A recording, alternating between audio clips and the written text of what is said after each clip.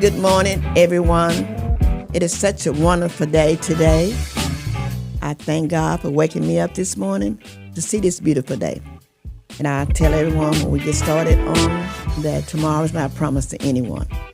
I'm Dr. Thelma Scott, and I'm the founder of Safe Communities Radio Talk Show. I'm excited today because, we've been celebrating Black History every week. And this is our last show celebrating Black History, but I'm so glad to have some wonderful guests today. My host is, she's a Black History legend, as I say, Black History legend. So I have my Black History host legend here today. Then we have another guest, and she'll introduce him. But anyway, I'm going to turn it over to my Black History legend, Dr. Sandra Scott. Take it away. Well, good morning. I don't know about Black History legend, but we're just excited to be here today, especially during this show month your of show your Black History February. shirt. She don't have one already, but this is Black History. She's I say she's Black History legend. Show your Black History shirt. Okay. Yes, this is my shirt. If anyone can see it, right. And it just calls out some of our historical ancestors in with regards to history. And I just want everybody to know. Black history is American history, and Black history is world history. Yes. So, and hopefully we can talk a little bit about that on today as well. But this month, unlike any other month, we are intentional about celebrating our history. So that's one reason why every day I have on a different shirt, just to let people know. And sometimes it becomes a conversation piece, and I welcome that because it's not just for African Americans, it's for everyone. And if everyone would embrace not just Black history, but our history and the truth of our history, I think we would be a whole lot better off as a community, as a culture, and as a nation. Yes. Okay. Okay. Sandra, you want to introduce our special guest over here? Yes, I'm going to let him tell us a little bit about himself. But speaking of someone that's an advocate, Rodney certainly is when it comes to environmental equity and justice and climate justice. And so there's a lot to be gleaned and learned about that, and he's going to talk about it. But we want to welcome you to the show this morning, and just tell us, welcome to Houston, welcome to H-Town. That's right. I appreciate it. Thank him for all the way from San Antonio. San Antonio. All right, go ahead. It always shows me a lot of love. Okay. Again, for the audience who are not familiar with me, my name is Rodney Brown. I am the Texas Gulf Coast campaigner with Earthworks. I'm based out of San Antonio, and they did a great job of introducing me. But my role is essentially to help our frontline partners, such as Safe Communities, with programmatic support, and so that's turning community members out to permit hearings when they're building oil and gas infrastructure in Brazoria County. It's with leadership development. Base building, and just like any type of support with the incredible vision that Dr. Scott comes up with. Yes, I love that. All right, it's so important because I'm going to let Dr. Scott talk a little bit because she's our host, our environmental host, but it's so important that we know about clean air, clean water, and to live in a healthy and safe environment so we can have a better quality of life. That's so important. So at this time, she has some announcement that she's going to be making. We don't only do this. We have a lot of irons in the fire. Right, Dr. Scott? Yes, we do a lot. We do the radio show, but we reach out into the community. It's about reaching out in the community. And I'm going to let her talk a little bit about what she has coming up because we have a lot coming up, you guys. We do a lot, all right? I got a couple of announcements that I'm going to talk about. What's coming up this week in Brazoria County. Next week we have our coffee and tea coming up, and Dr. Scott she is jack of all trades, you guys. So she's a teacher, right? And I'm going to have to get my kids over there because we are blues Right? We are blues, so she gonna talk about that. Because I tell everybody.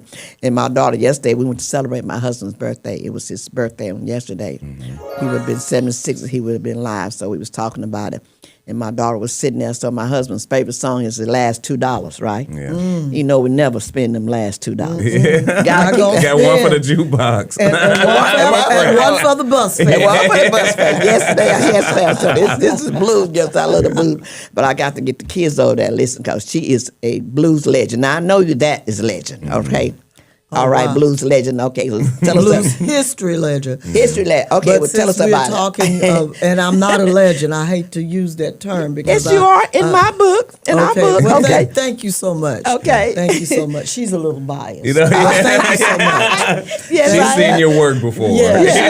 Well, she's Thelma to my Louise. Thelma and Louise, so she's a little biased. I love it. Okay. Since we're going to do the announcement, I thought we were going to go right into environmental because I'm passionate about that. That's one of the things that I am. Right. But because we are in the month of February and we're talking about Black history, blues definitely is a part of the fabric of America.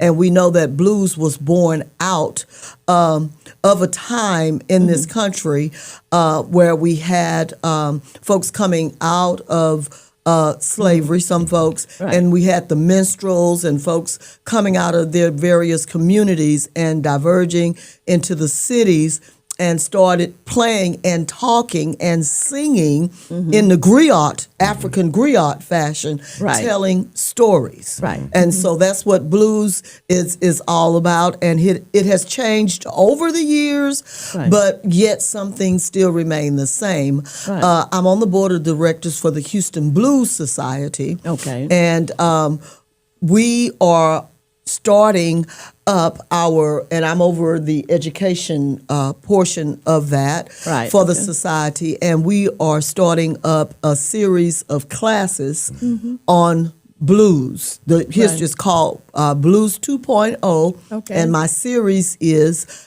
ABC, which is about blues culture. So it's a 9-month really curriculum where we sort of delve into the history of blues music, and we talk about the pioneers of the blues. We talk about blues structure, blues lyricism, careers in blues, because everybody does not have to sing the blues. They can be attorneys, sound technicians, so those things. So, and we want to let folks know that blues is true American music, and Willie Dixon, that's blues. Now that's a blues legend. Yes, and he says blues are the roots. Everything else are the fruits. So when you get R&B, you talk about rock and roll. You talk about hip hop. You talk about all of that, and we sort of discuss that and just see that where you may think you're not an avid blues fan like Dr. Scott, but you really are a blues fan because I grew up on the blues things and a lot of the music has evolved over many years, but it had its roots in traditional blues music. And so the class, if you're interested, it's going to be held on this Saturday, which is February the 28th, at on the campus of TSU at KTSU, and you can we're going to be you can get to KTSU once you get on the campus and go to Lot M. And we'll be looking for you at 10 o'clock a.m. And we're going to have a couple of our local and international blues musicians that are going to be stopping through. And we're going to actually have some really blues historians that are going to also be guest lecturers. So we're looking forward to that. And that's this Saturday, February 28th, KTSU Park in Lot M at 10 o'clock a.m. All right. It's going to be very informative. Very informative. We're ready. Yes. But Rodney, can you tell us a little bit? Let's dive into you and Sandra. Let's dive into a little bit more about environment and climate justice, clean air, clean water, and all. And we want to really talk about a lot of things that's going on in Missouri County. Since I grew up in Missouri County, so that's a lot of things that's going on, and a lot that the public needs to know about, right? Yes, ma'am. Yes, ma'am. Because I don't think they know about what's going on. We have to educate them. And I talk to our friend all the time, Donnell. He's in our building, Donnell Cooper. He does men health and wellness. Mm-hmm. Oh, okay. And I told him, I said, well, it's a piece of that pie that's missing, right? Yeah. Because you're not healthy if you don't know what's in the air, what you're breathing into your body. Correct. Right. You can work out all day long, but if you don't know what you're breathing into your body, guess what? You're not healthy. Yeah. So that's Those the partnership that we're going to be impacts. doing. Yeah. Yep. Can you talk a little bit about that, Rodney? Yes. Yeah. So currently, we are continuing the fight in Brazoria County. Right. Dr. Scott and Safe Communities supported a lot of the public comment trainings to mobilize community members to public hearings back in, let's see, it was March, April, and May of last year. Right. And so we had like a series of public comment trainings. And so since those public comment trainings, a few decisions have come down from TCEQ, which is the Texas Commission on Environmental Quality. Can you say that again for people to understand that? Tell them what TCEQ again is. TCEQ. So many different acronyms across this movement. Right. But TCEQ they are tasked with permitting oil and gas projects across the state of Texas. Correct. And so, for instance, let's say I'll give I don't have to give hypotheticals. So let's say Dow wants to construct a facility in Brazoria County. In order to construct that facility, they have to apply for permits based off of what those facilities will be doing, whether they'll be releasing stormwater, whether they'll be emitting certain type of chemicals. They have to go through TCEQ to get those permits. And what TCEQ does, they allow for public hearings, contested case hearings, where the public is able to speak about whether they support or don't support a particular project. That's right. Can you kind of elaborate on that, Dr. Scott, a little bit about what we have done in the last couple of years working with the environment and climate justice?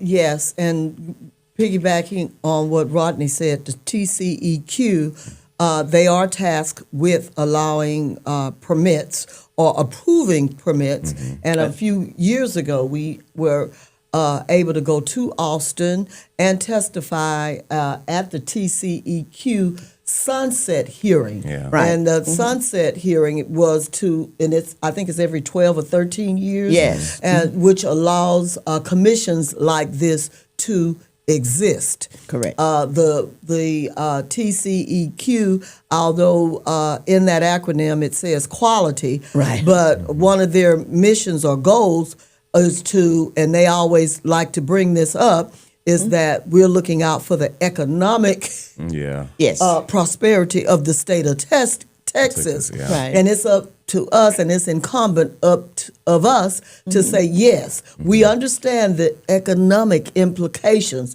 but guess what? You're there for the people. Exactly. We, the people, is harming and affecting us. And going back to this environmental justice or equity movement, however way you want to say it, correct. We know, speaking of history, historically, the companies, whether it's a cement plant or an oil company or what these companies that have waste that go into the community through our groundwater or through the air. Correct.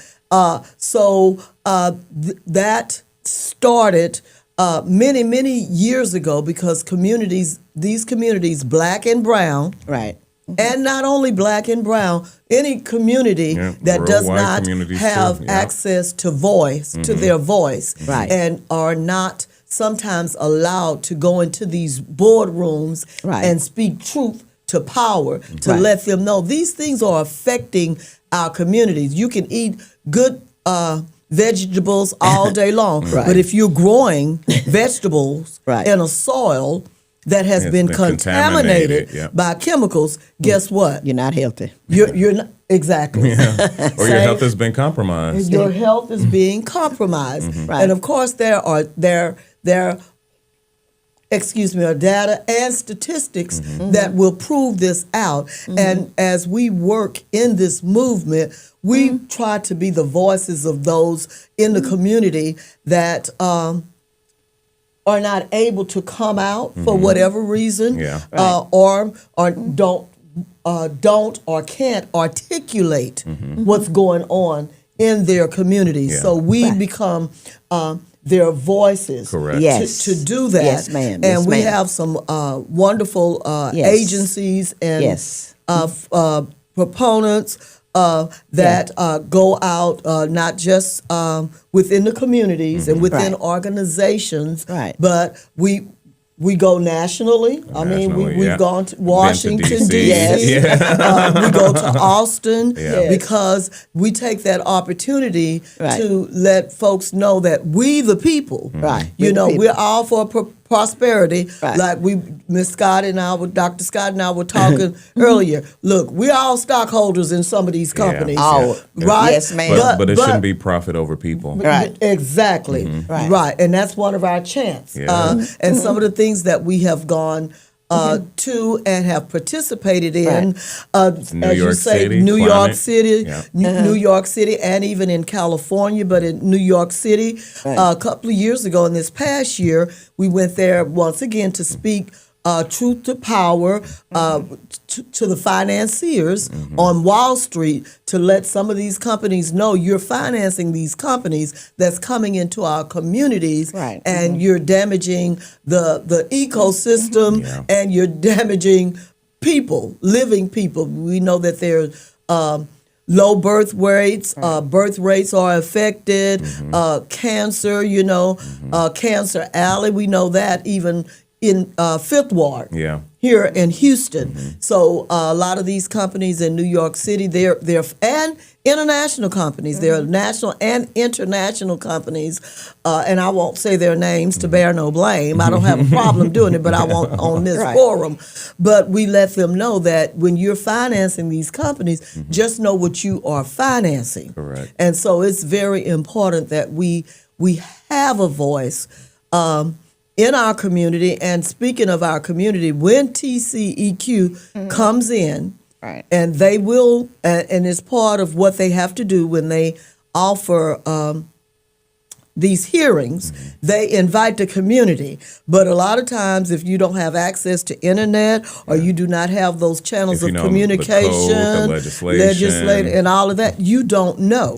And then I have to say this, and then a lot of times there's a lot of apathy within the community, because we've been to hearings and to hearings that really don't affect where I live, or even where Dr. Scott lived. But the people within the community, there's low turnout. Correct. You look and 2/3 of the room is empty. Or is full of people from the industry. Or full of people from the full of people from the industry. So they need to let our faces be seen, or we need to let our faces be seen, and our voices be heard. Someone said, no one can ride your back if you don't bend over and give it to them. Correct. That's right. So what we're trying not to do is allow them, as I say, these industries that come into our communities, in the black and brown and low-income communities, because a lot of times we look at issues and we say, well, that's a black issue, that's a brown issue. We know that historically they have come into those communities, like Fifth Ward. We were at one sometime in Acres Homes, and I can just name several communities, but just because you cannot see that it directly affects you, it does. So yes, because even at the TCEQ hearing, there were folks from the Sierra Club talking about the lakes, the beautiful lakes that we have in this state that have been adversely impacted. Some of our small towns, beautiful sleeper communities, as I say, people like want to go and raise. Say that again. The village of Jones Creek. It's a community, what we would consider truck country. But it's like these individuals are impacted by oil and gas infrastructure. And we had the opportunity to actually go to a few city council meetings with Beto Brazoria, Melanie Oldham, as well as Raleigh Bennington and Trevor from TCE, to talk to them about the impacts. Yes, it definitely disproportionately impacts Black and brown communities, but rural white communities are definitely not off the hook. Those poisonous plumes, they don't say like, "Hey, this is a white community. I'm going to stop here." They get impacted as well, but they don't. And so this is like the work that we do. It's an opportunity to find alignment, to say that everybody may not talk about environmental justice or climate justice in the same way, where we may talk about it in terms of climate change. Other people just want to talk about it in the terms of clean air, clean land, clean water, as well as clean jobs. Because there's an understanding that it's not that we want to shut the switch off of oil today. Because we know we can't ever do that. Yeah, everything we have quality investment. We want to hold them to the rules and regulations. We want to diversify the type of energy that we invest into. And so there's wind energy, there's oil, there's solar energy, there's hydro energy. There's so many different kinds of energies that we can invest into. Viable alternatives. Now, profitably, it may not work because everybody's looking at the bottom line. It may not be. But the profits that they've made off the Gulf Coast, the profits that they've made off the Gulf Coast. So Texas, Texas exports like oil and gas on the same levels as a Russia, Saudi Arabia, or even a China.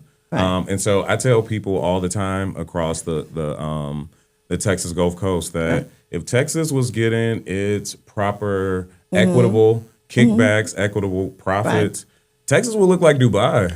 Like there wouldn't be any cracks in the roads. There wouldn't be crumbling infrastructure. There wouldn't be such high unemployment rates. And so what our campaigns also amplify is not just like the environmental harms of the industry, but the economic harms. Exactly. When they are receiving, when Exxon or Freeport LNG, when they're receiving tax abatements, Freeport LNG received a $2.16 billion, and that's billion with a B, tax abatement to hire community members, people from Freeport. And I don't know if you all can recall, but back in 2022, there was an explosion at Freeport LNG. And when they did an investigation, they found that they were understaffed by over 90 people. 90 people. And so the tax abatement study showed that for each one of those jobs, they received